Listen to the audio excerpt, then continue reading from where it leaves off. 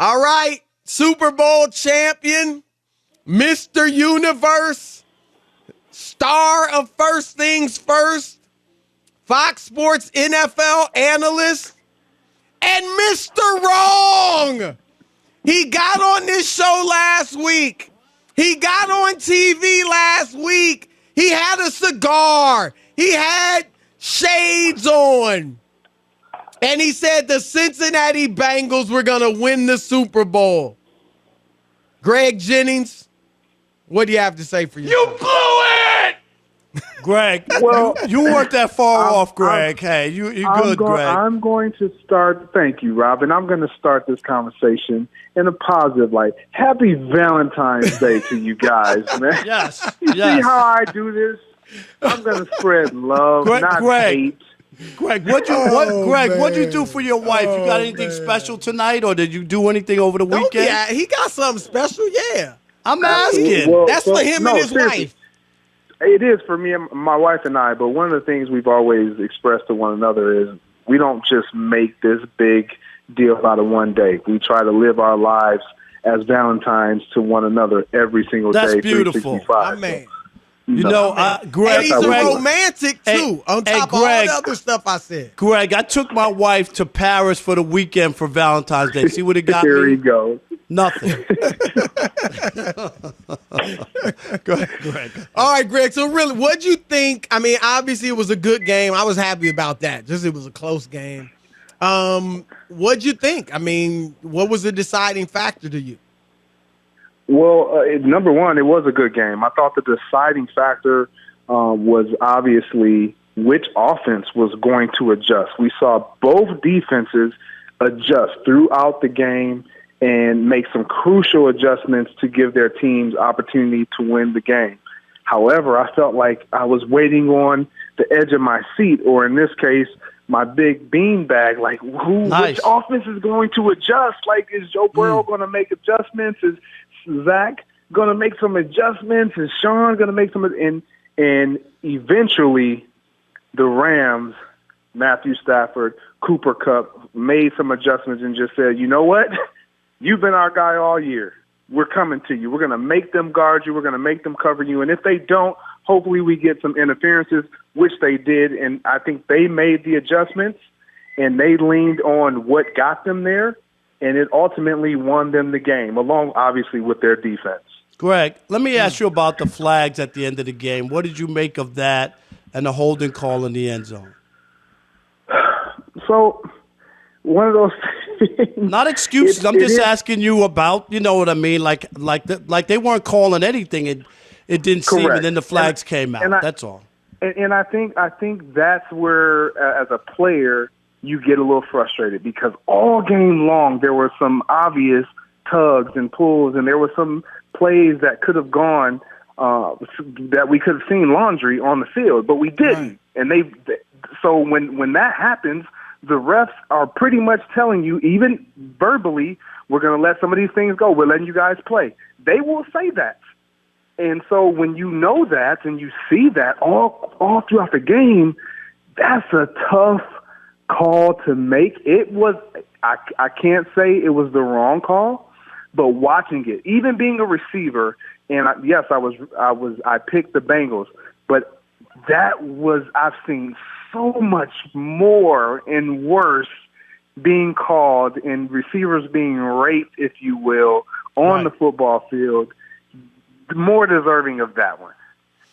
Well, and I thought it evened out if you think it was a bad call, because obviously that touchdown on Jalen Ramsey, that was clear face mask. You know what I mean? Offensive pass. But early on, wasn't there holding on Chase? And early on? Yeah, so that's the only issue I've always had with that is it never evens out, because you got to think about it, depending on how the game is going, just because a flag is called or isn't called, where you are momentum-wise in the game, it proves to be either extremely critical or, it could have.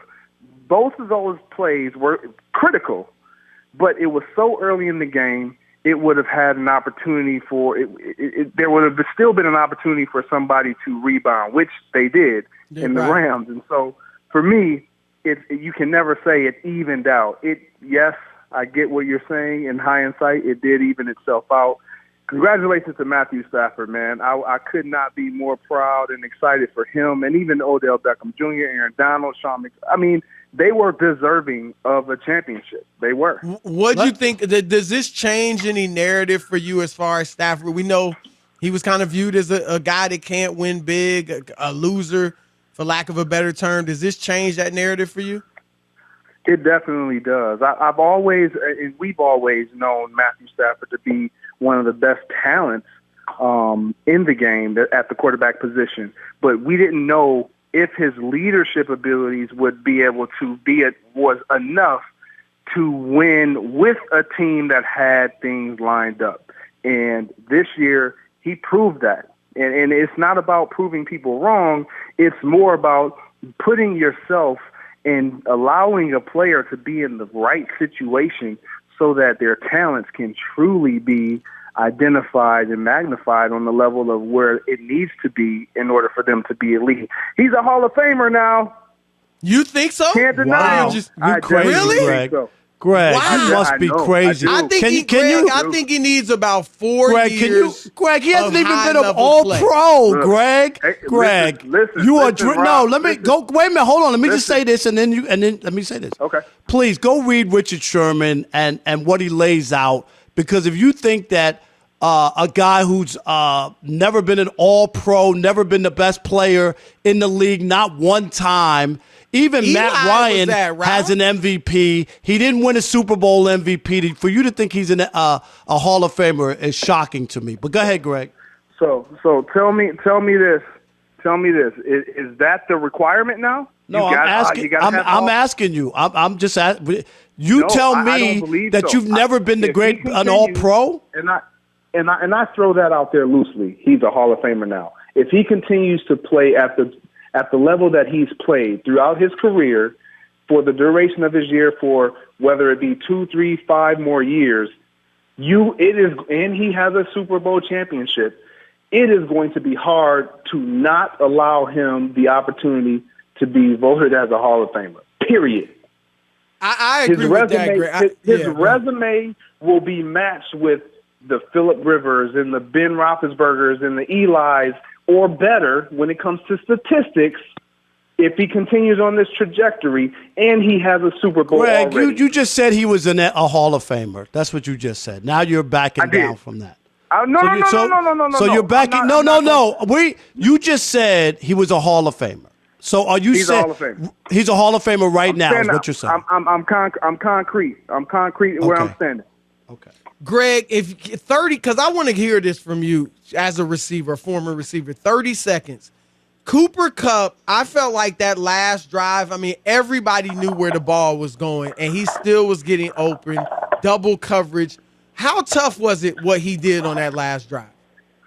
It was extremely tough. You talk about a guy who everybody knows, like you said, the ball is going there, but his ability to create space and give his quarterback a chance, just put it in a spot and I will go get it. His separation at the top of routes.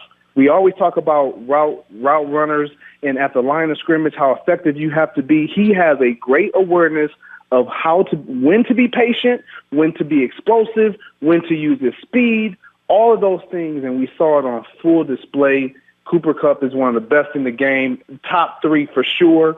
I'm going to lean always with Devontae Adams because he is just that guy. But this is Cooper Kupp's moment right now. So is Cooper Kupp a Hall of Famer too? Stop, man. Look at you, Rob. That's our man. Look. Cincinnati, what would you be saying right now? Cincinnati can hear a pin drop and a mouse needle and all that stuff. That's our man, Greg Jennings. Hey, man, enjoy Valentine's Day with the wife and the family. All right, brother. Absolutely. Thank you. We appreciate you.